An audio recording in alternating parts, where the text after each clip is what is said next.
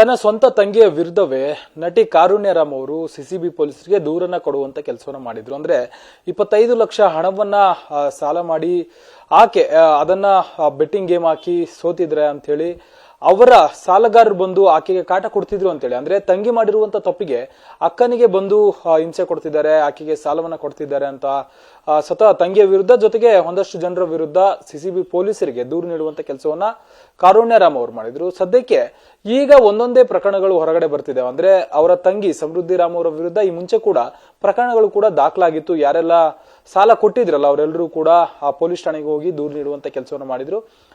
2025ರಲ್ಲಿ ಕಾರುಣ್ಯರಾಮ್ ಅವರ ತಂಗಿ ಸಮೃದ್ಧಿ ರಾಮ್ ಅವರ ವಿರುದ್ಧ ದೂರು ಕೊಟ್ಟಿರುವಂತಹ ದೂರುದಾರ ನಮ್ ಜೊತೆ ಇದ್ದಾರೆ, ಪ್ರತಿಭಾ ಅಂತ ಹೇಳಿ ಅವ್ರನ್ನ ಮಾತನಾಡಿಸ್ತಾ ಹೋಗ್ತೀನಿ.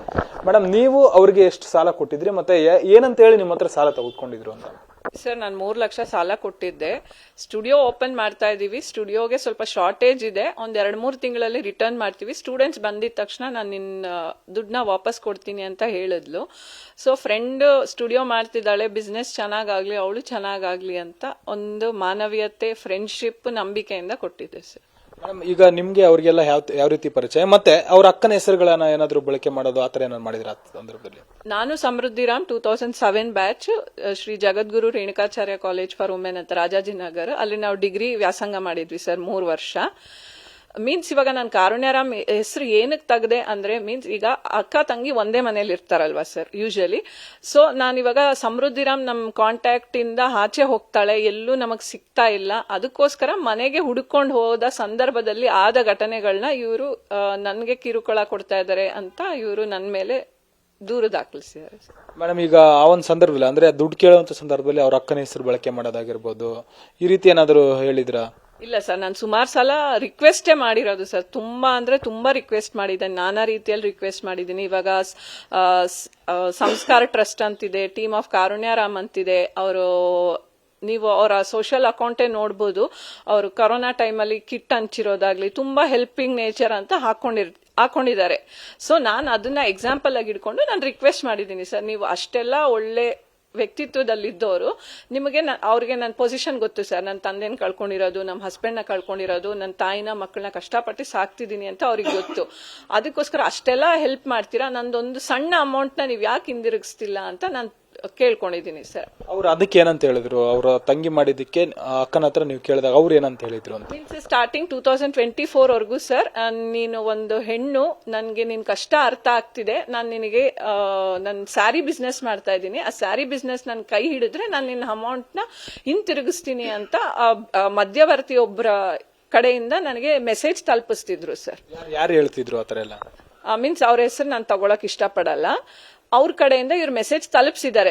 ಯಾರು ನಿಮ್ಗೆ ಈ ರೀತಿ? ಕಾರುಣ್ಯರಾಮ್ ಆ ಮಧ್ಯವರ್ತಿಯಿಂದ ನಮಗ್ ಮೆಸೇಜ್ ತಲುಪಿಸಿದ್ದಾರೆ. ಮೀನ್ಸ್ ಈ ಮಧ್ಯವರ್ತಿಯವರು ನಮಗೂ ಒಂದು ಫ್ರೆಂಡ್ ಆಗಿದ್ರು, ಅವ್ರಿಗೂ ಫ್ರೆಂಡ್ ಆಗಿದ್ರು. ನಾನು ನನ್ನ ದುಃಖವನ್ನ ಅವ್ರ ಹತ್ರ ತೋಡ್ಕೊಂಡಾಗ ಇವರು, ನೀನ್ ಆ ಹುಡುಗಿಗೆ ಎಲ್ಲಾರ್ಗು ಹೆಲ್ಪ್ ಮಾಡ್ತಿದ್ಯಾ, ಆ ಹುಡುಗಿಗೆ ಒಂಚೂರು ಹೆಲ್ಪ್ ಮಾಡ್ಬೋದಿತ್ತಲ್ವಾ ಅಂತ ಇವ್ರು ಅವ್ರ ಹತ್ರ ನನ್ನ ಬಗ್ಗೆ ಕೇಳ್ಕೊಂಡಾಗ ಇಲ್ಲ ಮಾಡ್ತೀನಿ ಅಂತ ಒಪ್ಕೊಂಡಿದ್ದಾರೆ ಸರ್. ಸೊ ಅದಾದ್ಮೇಲೆ ಈಗ ಈ ರೀತಿಯಾಗಿ ಒಂದಷ್ಟು ದೂರುಗಳನ್ನು ಕೊಟ್ಟಿದ್ದಾರೆ. ಈಗ ಏನಾಗ್ತಿದೆ, ಮತ್ತೆ ನಿಮ್ಗೆ ಮತ್ತೇನಾದ್ರು ಕಾಂಟ್ಯಾಕ್ಟ್ ಮಾಡಿದ್ರೆ ಅದಾದ್ಮೇಲೆ? ಮೀನ್ಸ್ ರೀಸೆಂಟ್ ಒಂದು 15 ಡೇಸ್ ಬ್ಯಾಕ್ ನಾವು RR ನಗರ್ ಸ್ಟೇಷನ್ಗೆ ಹೋಗಿದ್ವಿ. ಸ್ಟೇಷನ್ ಇಂದ ಫೋನ್ ಮಾಡಿದ್ರು. ಅವಾಗ ಅವ್ರ ಫೋನ್ ಅಲ್ಲಿ ಡೈರೆಕ್ಟ್ ಆಗಿ ಹೇಳಿದ್ರು, ಅವಳು ನನಗ್ ದುಡ್ಡು ಕೊಟ್ಟಿಲ್ಲ, ಸಮೃದ್ಧಿ ರಾಮಗ್ ದುಡ್ಡು ಕೊಟ್ಟಿರೋದು, ಏನೇ ಇದ್ರು ಅಲ್ಲಿ ನೀವು ವ್ಯವಹರಿಸ್ಕೊಳ್ಳಿ, ನನ್ನ ಮಧ್ಯ ಎಳಿಬೇಡಿ. ಮೀನ್ಸ್ ನನ್ನ ಯಾಕೆ ಎಳಿತೀರಾ, ನಂದೇನಾದ್ರೂ ಇದ್ರೆ ನಾನು ಕೋರ್ಟ್ಗೆ ಬಂದು ಮಾತಾಡ್ಕೊಳಕ್ ಹೇಳಿ ಅಂತ ಹೇಳಿದ್ರು. ಬಟ್ ಇವತ್ತು ಬೆಳಗ್ಗೆ ಇದ್ದಕ್ಕಿದ್ದಂಗೆ ಈ ನ್ಯೂಸ್ ಯಾಕೆ ಬರ್ತಿದೆ, ನನ್ನ ಯಾಕೆ ಮಧ್ಯದಲ್ಲಿ ಹೇಳಿತಿದ್ದಾರೆ ಅಂತ ನನಗೆ ಐಡಿಯಾ ಬರ್ತಿಲ್ಲ ಸರ್. ಮೇಡಮ್, ಈಗ ಇಷ್ಟೆಲ್ಲ ಆದ್ಮೇಲೆ ಮತ್ತೆ ಅವ್ರು ಏನಾದ್ರು ಸಮೃದ್ಧಿ ರಾಮ್ ಅವರು ನಿಮ್ಗೆ ಕಾಂಟ್ಯಾಕ್ಟ್ ಮಾಡುವಂತದ್ದಾಗಿರ್ಬೋದು, ಅಥವಾ ಕಾರುಣ್ಯರಾಮ್ ಅವರು ಏನಾದ್ರು ಅದನ್ನ ಹೇಳುವಂತದ್ದು ಏನಾದ್ರು ಮಾಡಿದ್ರ ಅಂತ?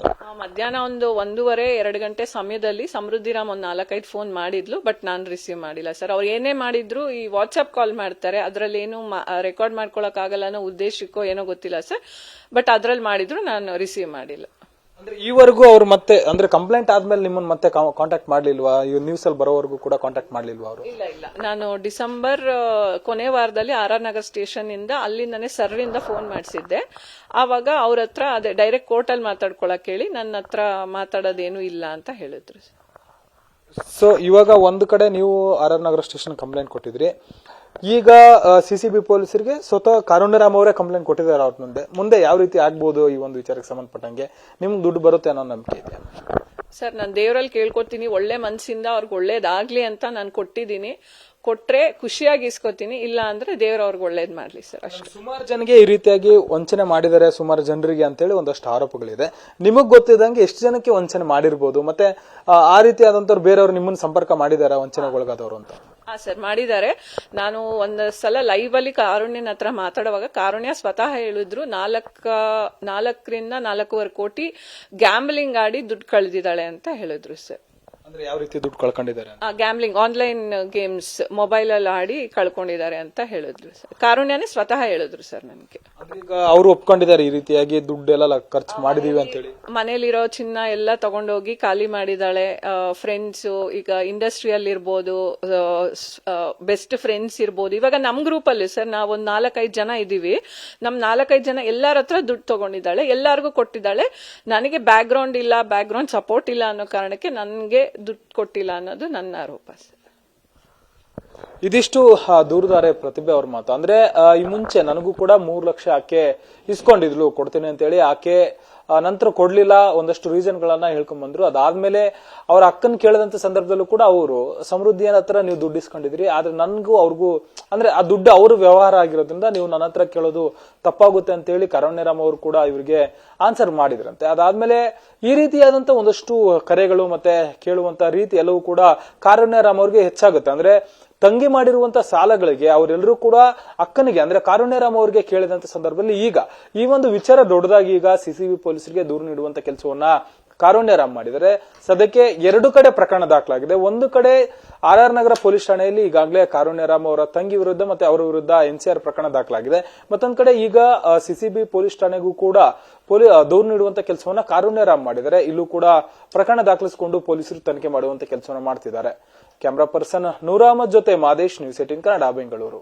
ನಿರ್ಭೀತ, ನಿಷ್ಪಕ್ಷಪಾತ, ವಿಶ್ವಾಸಾರ್ಹ ಸುದ್ದಿಗಳಿಗೆ ಮತ್ತೊಂದು ಹೆಸರಾಗಿರೋ ನ್ಯೂಸ್ 18 ಕನ್ನಡ ಈಗ ಆಪ್ನಲ್ಲೂ ಲಭ್ಯ ಇದೆ.